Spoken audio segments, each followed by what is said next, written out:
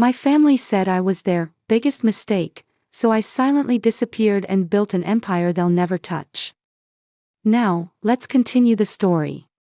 The words hit me like a freight train on Christmas morning. Zara, you were our biggest mistake. We should have never had you. My mother, Patricia, said this while unwrapping gifts with my siblings around our cramped living room in Detroit. The smell of burnt ham filled the air, mixing with the tension that always followed me into every family gathering. I was 25, working 2 jobs to help pay their mortgage while living in their basement. My siblings, Marcus, 28, and Keisha, 30, both lived rent-free upstairs with their kids. But somehow, I was the burden. The mistake. Every dollar we spent on you could have gone to Marcus's business or Keisha's nursing school, Dad chimed in, not even looking up from his newspaper. You just take and take. The living room went silent.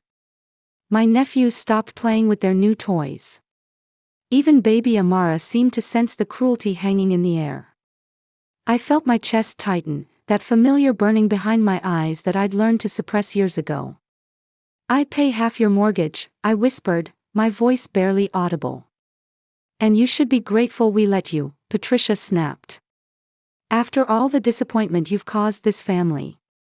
That's when something inside me shattered, not with sadness, but with crystal-clear determination. I looked around at their faces, memorizing this moment. The moment I decided they'd never see me coming. I stood up slowly, grabbed my jacket, and walked toward the door. You know what? You're absolutely right. I was a mistake, your mistake for underestimating me. The door slammed behind me, and I never looked back. 3 days later, I executed my plan with military precision. While they were at Marcus's basketball game, I moved out everything I owned, which wasn't much. Just my laptop, clothes, and the business plan I'd been secretly working on for 2 years. My best friend, Aaliyah, helped me load her Honda Civic. Girl, are you sure about this? That's your family, she said, hefting my last box. Family doesn't call you their biggest mistake, I replied, closing the trunk. I'd found a studio apartment in Midtown Detroit for $850 a month. Every penny I'd been giving them would now go toward my future. I left a note on the kitchen counter. Since I was such a mistake, I'm correcting it. Don't contact me. But here's what they didn't know.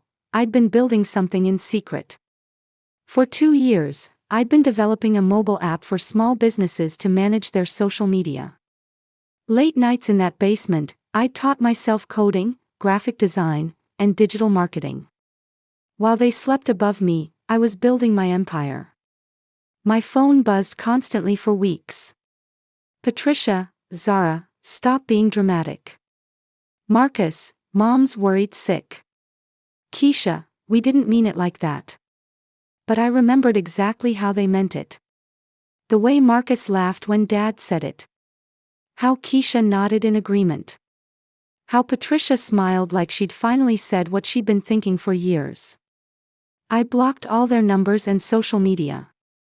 If I was their mistake, then I'd become their biggest regret.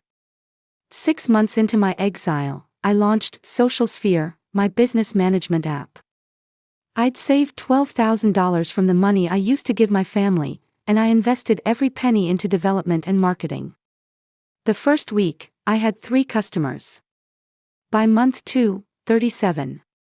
Small businesses loved how easy it was to schedule posts, track engagement, and manage multiple platforms from one dashboard.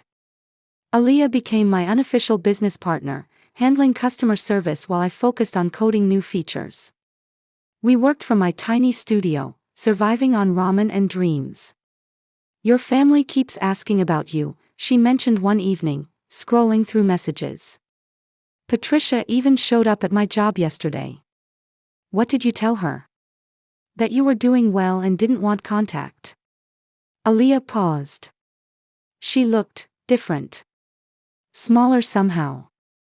I felt a twinge of something, not quite guilt, but maybe curiosity.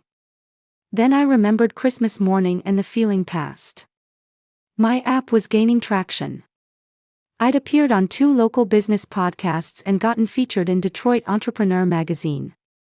The irony wasn't lost on me. The family's biggest mistake was becoming Detroit's rising star. But success was lonely. Some nights, lying in my studio apartment, I'd think about Sunday dinners and family game nights. Then I'd remember how they made me feel invisible, like my dreams didn't matter, like I was just a burden taking up space. Those memories fueled my late-night coding sessions. Congratulations, Ms. Washington. TechConnect wants to acquire Social Sphere for $2.8 million. I nearly dropped my phone. My lawyer, Janet Morrison, a sharp African-American woman I'd hired with my first real profits, was calling with news that would change everything. They want to keep you on as Chief Technology Officer with a $200,000 salary plus equity, Janet continued. This is a remarkable offer for a 18-month-old startup. I was sitting in my new 1-bedroom apartment in Royal Oak, having finally escaped that cramped studio. Through my window, I could see the Detroit skyline where I'd once felt so small. I need to think about it, I said, though my heart was already pounding with excitement. That night, Aaliyah and I celebrated with wine and takeout Chinese food. Girl, you did it. You actually did it, she screamed, dancing around my living room. But as I looked at the acquisition papers, I felt an unexpected emotion, not just pride, but a deep, satisfying sense of vindication. The mistake child was about to become a millionaire at 26. I thought about calling my family, sharing this moment. Then I remembered Patricia's voice, every dollar we spent on you was wasted. Instead, I called Janet. Accept the offer. But I have conditions. The next morning, I signed the papers that made me a multimillionaire. The same hands my family said would never amount to anything had just signed a deal worth more than their house, cars, and debts combined. I was no longer their mistake. I was their biggest regret waiting to happen. 2 years after the acquisition, I was thriving as CTO while secretly developing my next venture, a fintech startup called WealthBridge, designed to help underbanked communities access financial services. My net worth had grown to $4.2 million through smart investments and stock options. That's when Aaliyah brought me disturbing news. Zara, I think your family is in serious trouble, she said, sliding a folder across my desk in our downtown office. I'd hired her as my chief marketing officer. Loyalty deserved to be rewarded. I don't care what. Just look, she interrupted. The folder contained printed social media posts, news articles, and court documents. Marcus's business had been a pyramid scheme that collapsed, taking down dozens of families. He was facing federal fraud charges. Keisha had been fired from her nursing job for stealing prescription drugs to fuel an addiction nobody knew about. She was in rehab, but the bills were astronomical. And my parents? They'd taken out a second mortgage to bail out Marcus and pay for Keisha's treatment. Now they were 3 months behind on payments, facing foreclosure. They're losing everything, Aaliyah said quietly. Patricia tried to reach me again last week. She was crying, Zara. Said they made the biggest mistake of their lives. I stared at the foreclosure notice dated for next month. The house I'd helped them keep afloat for years was finally sinking, without me to throw them a lifeline. She said that, huh? I laughed, but it came out hollow. Now I'm not the biggest mistake anymore. For the first time in 3 years, I felt a crack in my armor. The crack widened when I drove past their neighborhood that weekend. I told myself I was just testing a new route to Aaliyah's place, but I knew better.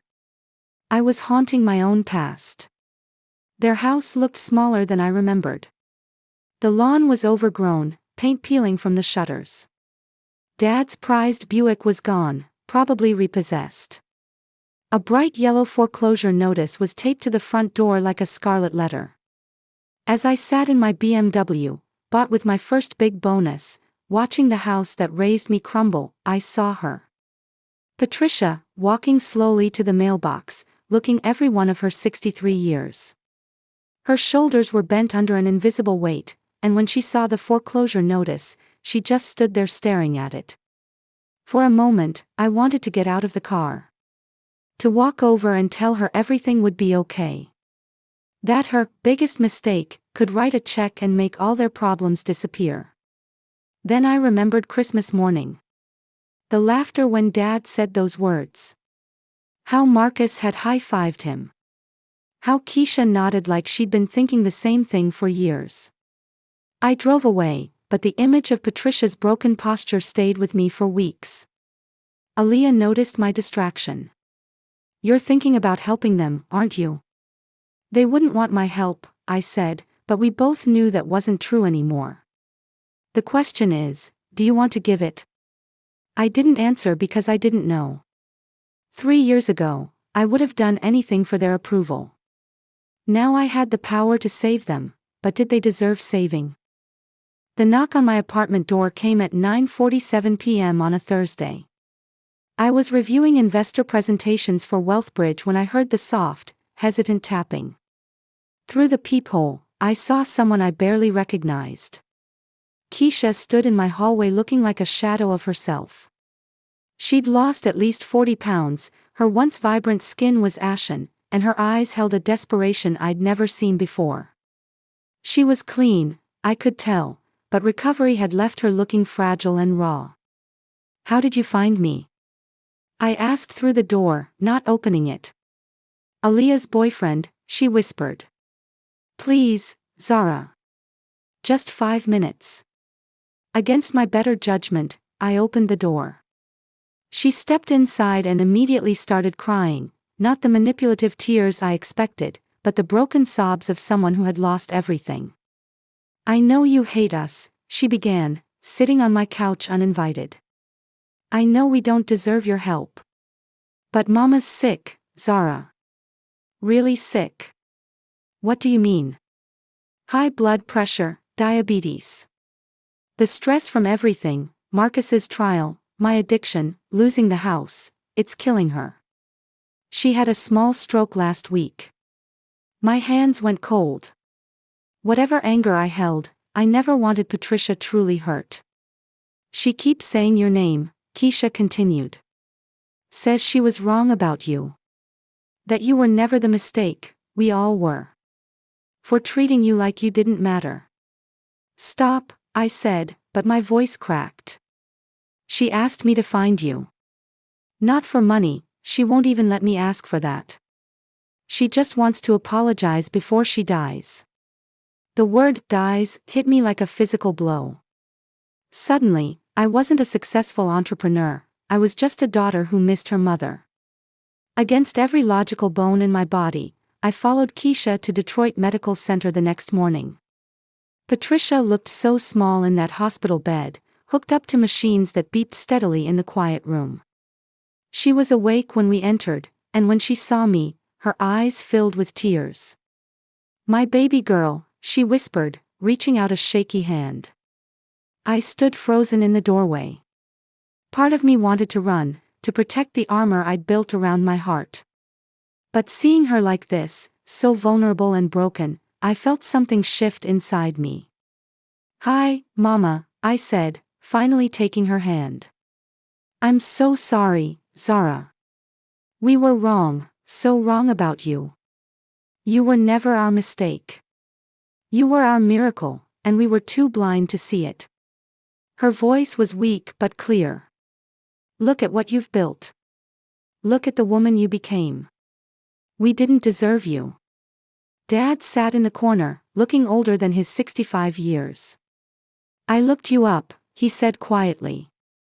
Saw the articles about your company. I'm proud of you, baby girl. I should have said that years ago. For 3 years, I'd imagined this moment differently, them begging for money, me turning them away with cold satisfaction. But sitting in that sterile hospital room, holding my mother's frail hand, all I felt was exhausted sadness. Why now? I asked. Why couldn't you see my worth before I had to prove it by leaving? Because we were fools, Patricia said simply. Scared fools who pushed away the strongest one among us. The monitors beeped steadily as we sat in silence, 3 years of pain hanging between us like a heavy curtain. Patricia was discharged 3 days later, and I found myself doing something I swore I'd never do, sitting around their kitchen table again. The house felt different now, smaller and sadder, filled with the weight of consequences. Marcus joined us via video call from county jail, awaiting sentencing. He looked hollow, the cocky confidence I remembered completely gone. Zara, I owe you the biggest apology. I was jealous, man. You always had your stuff together, and I felt like a failure next to you. So you made me feel like one instead, I said, not harshly, just stating fact. Yeah. And I'm sorry. I'm so damn sorry. Dad cleared his throat. We called this meeting because we want to be honest about everything. We lost the house. Marcus is probably going to prison for 3 to 5 years. Keisha's in outpatient treatment that costs $800 a month. We got nothing left but our pride, and that ain't worth much these days. We're not asking for money, Patricia added quickly. We don't have the right to ask you for anything. But I could see the foreclosure notice on their counter. I knew their medical bills were overwhelming them. I knew they were probably eating rice and beans every night because it's all they could afford. What if I wanted to help? I asked quietly. Why would you? Keisha asked. After everything we did. It was a fair question. Why would I help the people who made me feel worthless for 25 years? The answer surprised even me. Because holding on to anger is like drinking poison and expecting someone else to die, I said. And because family isn't just about blood, it's about choosing to love people even when they don't deserve it. If I help you, and I'm not saying I will, it comes with conditions, I announced, standing up from the kitchen table. Non-negotiable conditions. They nodded eagerly, hanging on every word. First, Marcus, you take full responsibility for your actions. No blaming the system, no excuses. You serve your time with dignity and use it to figure out who you want to be when you get out. Done, he said through the screen. Second, Keisha, you stay in treatment for as long as it takes. No cutting corners, no I'm fine now nonsense. Recovery is a lifetime commitment. I promise, she whispered. Third, you both get jobs when you're able, real jobs, not get-rich-quick schemes. You contribute to this family instead of just taking from it. They nodded vigorously. And finally, I looked directly at Patricia and Dad, you never, ever make anyone in this family feel worthless again. Not me, not each other, not Marcus's kids, not anyone. Words have power, and you wielded yours like weapons against your own daughter. Patricia started crying again. We'll never do that again, baby. Never. I'll pay off the house and cover medical expenses, I continued. But I'm not your ATM. This is a one-time reset, not a recurring subscription to bail you out of bad decisions.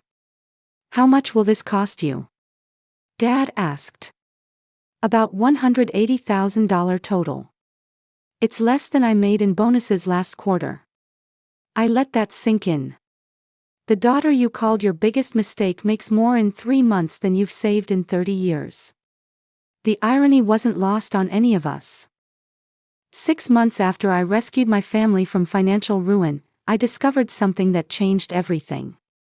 I was going through old papers in Patricia's attic, helping her organize documents for tax season, when I found a folder labeled, Zara, College Fund.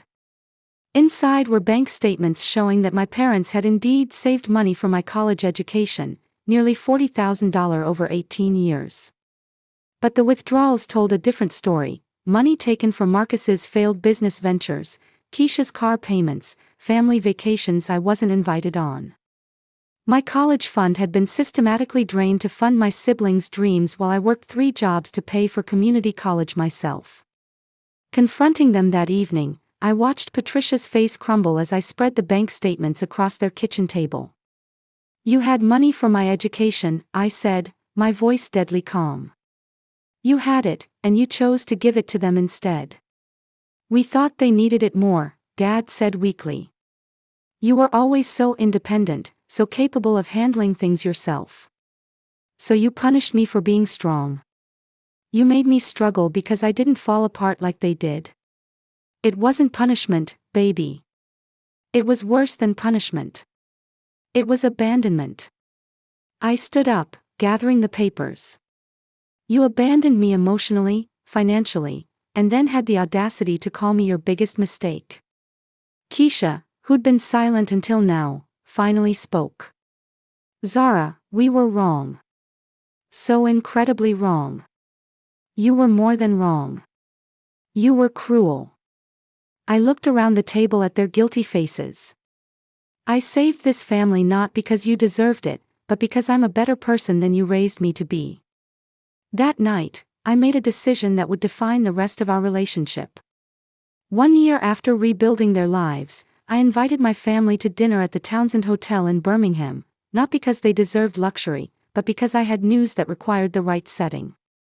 They arrived looking uncomfortable in their best clothes, still adjusting to having me back in their lives. The hostess seated us in a private dining room I'd reserved for the occasion. Why all the fancy treatment? Marcus asked. He'd been released early for good behavior and was working as a mechanic, trying to rebuild his reputation one day at a time. Because tonight, you learn who your daughter really is, I said, sliding a folder across the table. Inside were articles about WealthBridge Series B funding round, $50 million from major investors, valuing my company at $200 million. My personal net worth had just crossed $30 million. Patricia's hands shook as she read the Forbes article titled, Detroit's Youngest Black Female Tech CEO Revolutionizes Financial Services. This is you. Dad whispered, staring at my photo on the magazine cover. This is me. The mistake who built an empire you'll never touch. The silence was deafening as they absorbed the magnitude of what their daughter had accomplished without them. Zara, Marcus said slowly, you're worth $30 million. As of last Tuesday's valuation, yes. And you saved our house with pocket change, Keisha realized. I saved your house with less than 1% of my net worth, yes. They sat there stunned, finally understanding the full scope of what they'd tried to destroy. Their biggest mistake wasn't just successful, she was legendary. I need you all to understand something, I continued. I didn't build this empire for your approval. I built it despite your disapproval. You created a monster of determination when you told me I was worthless. Today, as I write this from my office on the 40th floor of the Renaissance Center, I can see the neighborhood where I grew up, small and distant below me, like my past pain has become. WealthBridge just went public. My net worth hit $127 million overnight. Forbes wants me on their cover again. Harvard Business School wants me to give their commencement speech. The White House invited me to a tech summit. But the real victory isn't the money or recognition, it's the family I rebuilt on my own terms. Marcus is thriving as a master mechanic, earning honest money and raising his sons to respect women and work hard. He calls me weekly for business advice and never takes my success for granted. Keisha completed her addiction treatment and became a counselor helping other recovering addicts. She named her treatment center, Second Chances, and credits our family's redemption story as her inspiration. Patricia and Dad are healthier, happier, and humble. They brag about me constantly, making up for decades of indifference with overwhelming pride.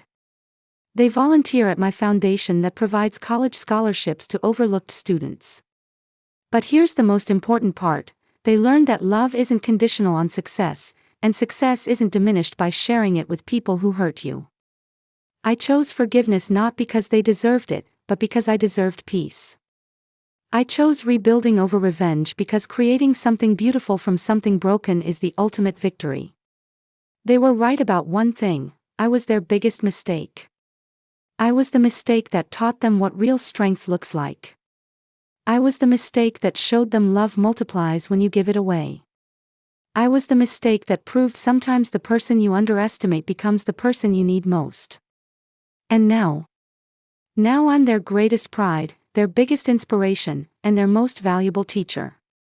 The empire I built isn't just made of money and success, it's made of grace, second chances, and the radical decision to love people back to life. That's a legacy worth more than any fortune.